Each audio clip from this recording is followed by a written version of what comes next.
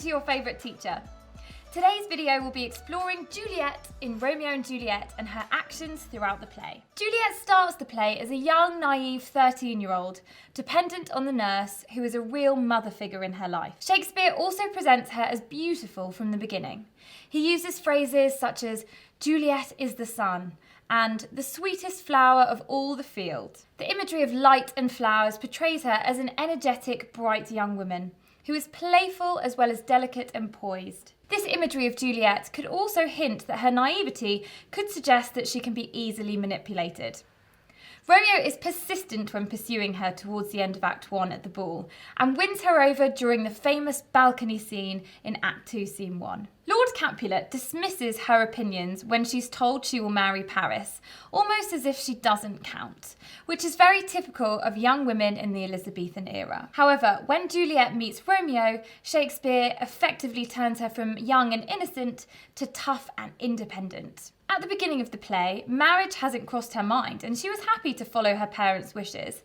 However, she becomes more headstrong from Act 2 onwards. She starts to think about what she wants and realises she disagrees with the path her parents are guiding her towards. She says, "My dismal scene I needs must act alone," which for a young girl in the 1500s would have been very shocking for the audience.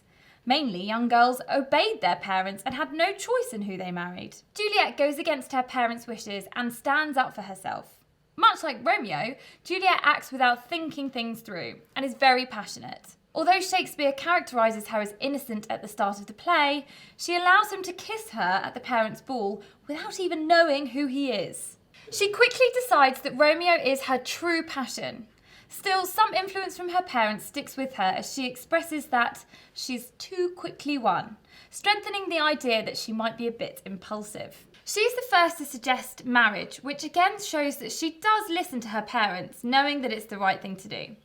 However, she's happy to stick with her heart and marry a man she knows her parents would disapprove of. This would again shock Shakespeare's audience, as she isn't acting appropriately as a young lady of the time. However, it can be argued that Shakespeare created Juliet in this way deliberately to shock his audiences. Her age, not 14, shows how naive she is. Therefore, she does act like a typical teenage girl, impulsive and passionate, wanting to go behind her parents' backs. Despite this, Shakespeare makes her strong.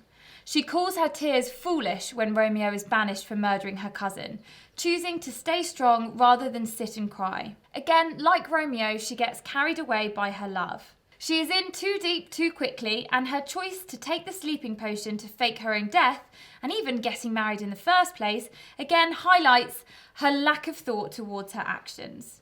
Like Romeo, she doesn't really think about the consequences, which is ultimately the cause of her premature death. Contextually, Shakespeare has shown Juliet as a typical Shakespearean girl. She begins as passive and accepting, a dutiful daughter.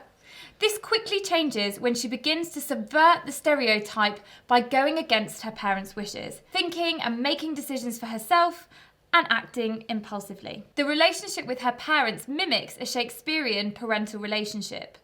They expect her to listen to their orders and marry Paris even though he's far too old for her. The audience would feel shocked by Juliet's actions because she's not acting the dutiful daughter she presents herself at the start of the play. That's it for now, but stay with us for the next video where we'll be talking about more characters and themes from Romeo and Juliet. I'm Miss Meeks, thanks for watching.